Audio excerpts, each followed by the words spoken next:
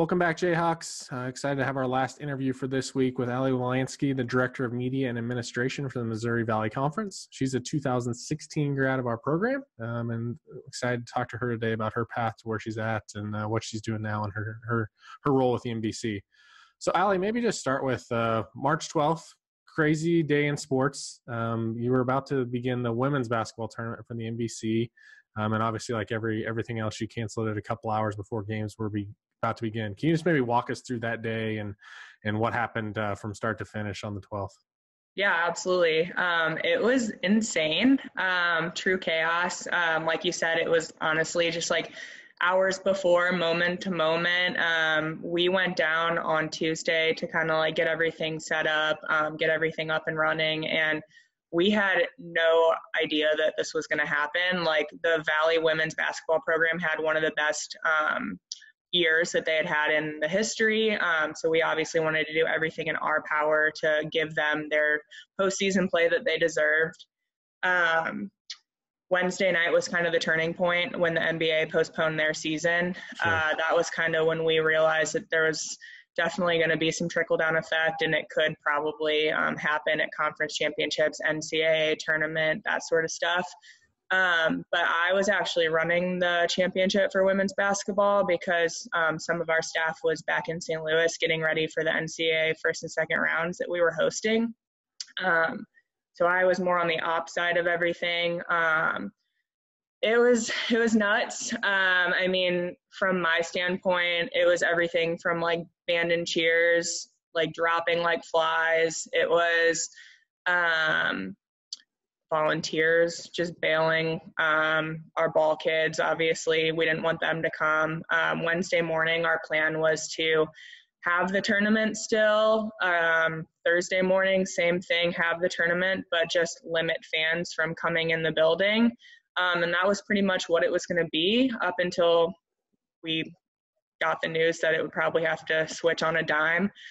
There was an 11 a.m. conference call with all the commissioners with the NCAA, and then we were going to have an MVC call directly following that with all of our presidents, ADs, just to kind of talk through what was discussed on the call with the commissioners.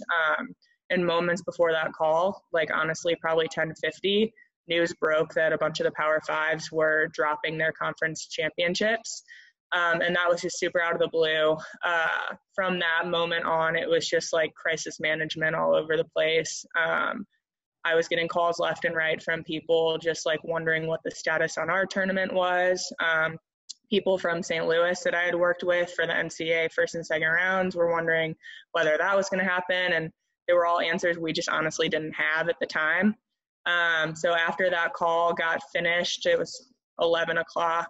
Probably to 11:40, my boss came to the court. We were running practices, and they pretty much said it was a no-go, but obviously we were going to have to talk to MVC personnel, make sure that it was like voted on and every protocol was put in place the way it needed to be. And we actually had a team practice starting at 11:45, and the coach came up to me, was pretty blunt, asked me like what the status on our tournament was, because obviously they had been tracking like nationally what was going on. Mm-hmm. And I was pretty much as honest as I could be.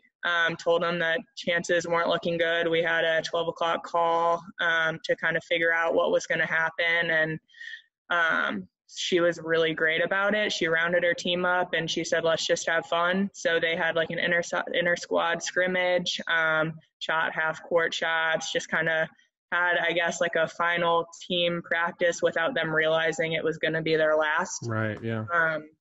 In the moment that I kind of got the all clear, it's done, like wrap it up type of thing, I told the coach, and she just let it play out, and then told them after their practice, which I thought was like pretty inspiring, to just let them have like one final opportunity to like be together as a team. And I think when she told the team, I mean, I was standing right there listening to it all. That was probably when it got like just so real for me, and it just like meant so much more, because you have these student athletes who had worked so hard to get to the conference tournament, and then like it was their chance to, you know, move on to the next tournament and, you know, like really make an impact after a great season. And like they were all just absolutely devastated, especially the seniors who didn't know whether they were going to be able to ever play another game again for college. Right.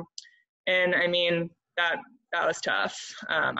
Our staff was crying. I was crying. Like, so many of us put so much time and effort into like making the championship like the greatest it could be, including our coaches and our student athletes and everybody. And to have that opportunity kind of cut short, it wasn't great, but it was definitely the right decision and something that we definitely needed to do just for the safety and everything for our athletes and fans and everybody else. So after that point, we just kind of loaded everything up, tore down, didn't even get a game in. I think we were 4 practices in when we had to call it. And we ended up just coming back to St. Louis. So it was nuts. Yeah, it sounds like it. So you talked about making decisions at the conference level, but before you were at the NBC, you worked at SIUE. What are some differences between working at a conference office and then maybe doing what you did at an individual school that's a part of a member conference?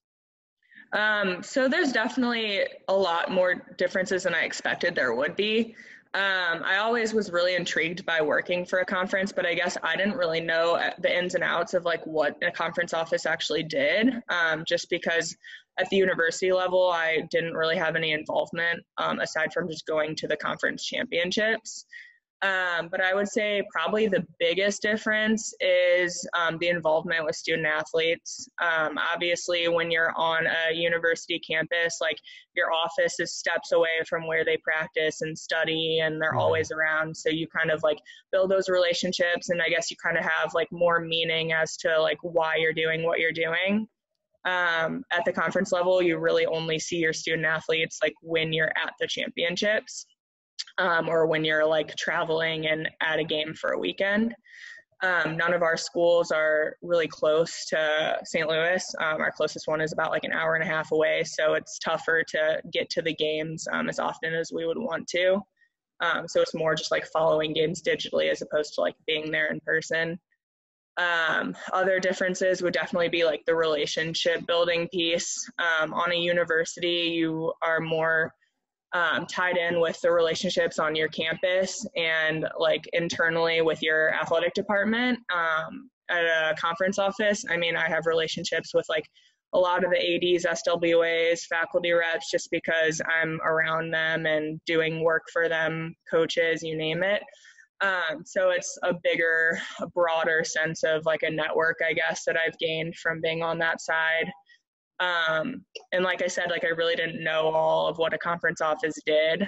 And now that I'm on that side of it, like it's a lot of taking like NCAA policies and stuff that's happening nationally and then just kind of regulating it across like your conference and then kind of passing them down to universities in terms of like what you're supposed to do and follow with, you know, compliance, governance, that sort of stuff.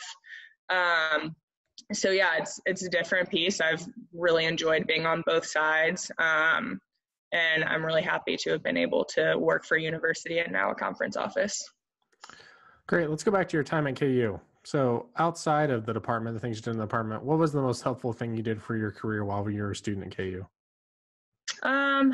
So I would definitely say probably just getting involved as early as I could, just with like clubs and internships and that sort of stuff. I was really lucky to have parents who kind of just like always were really like career first type of like thing. So they were always like, go for your internships, even if they're unpaid, just try and get as much experience as you could. So I had internships starting like my sophomore year summer on pretty much, and I was involved in clubs on campus, sport management club. I was on like the Kansas Club Lacrosse for a couple years, just like meeting people, building relationships with people, networking. I would also say that getting a graduate assistantship under my belt was probably one of the best things I could have done personally, just trying to be in college athletics, because a lot of college athletic departments require a master's. Mm-hmm. So that was a really good way for me to just go from being an intern like on Kansas's campus as a marketing and fan experience, unpaid intern, to getting my master's paid for, getting real experience in the industry, And I think that's kind of like what set me up to get a full-time job at SIUE after finishing my assistantship, and then obviously the conference office now. What's one thing you've read or listened to or watched lately that's been influential to your career or personal growth? So reading is not my strong suit. I'm trying to get into it. I've always tried to get into it. I have like 3 books that are like half read right now. I just never have the time. So maybe like now that quarantine's going on, I'll get those finished.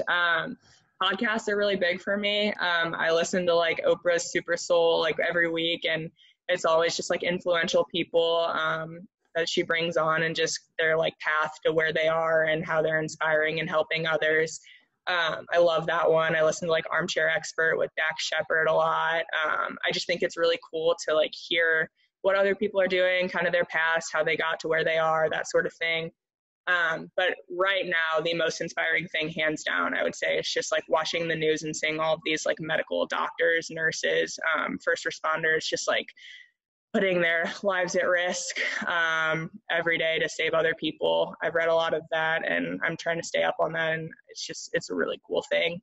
And then I would say from a career standpoint, like D1 Ticker is a really big one for me. Being in college athletics, just like stories and kind of keeping up with trends as to like what's happening in the industry and that sort of stuff. So I do reading, just not really books. Sure. All right, let's finish with this 5 rapid fire questions. You ready? Hopefully. Okay. Netflix, Amazon Video, or Hulu? I think Hulu. Okay. Most memorable sporting event you attended at KU? I would say Kansas, Kentucky game day my senior year, because I was working in the marketing fan experience department. So that was a really cool experience to be like behind the scenes for college game day. Yeah, very cool. App you spend the most time on: Twitter, Facebook, Instagram, Snapchat, or other? Instagram. Okay. First place you want to go when social distancing ends? I just want to sit at a restaurant, honestly. Yeah, it does sound nice. Yeah. Yes. All right, last one. If you didn't work in sports, what profession would you want to be in?